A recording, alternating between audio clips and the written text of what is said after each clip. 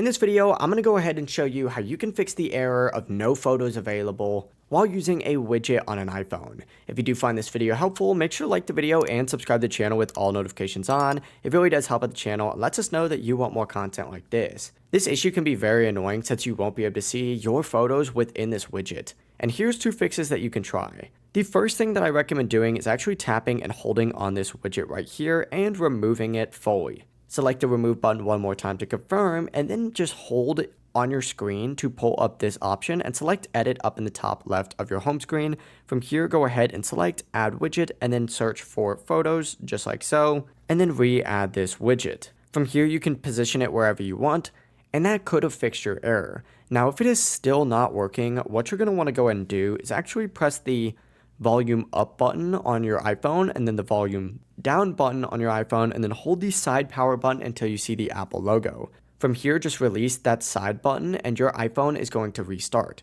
After restarting, your photos widget should now display correctly. It really is as simple as that. If this guide did help you out, make sure to like the video and subscribe to the channel for even more quick fixes just like this. It really does help with the channel and lets us know that you want more content. Have a great rest of your day. Peace.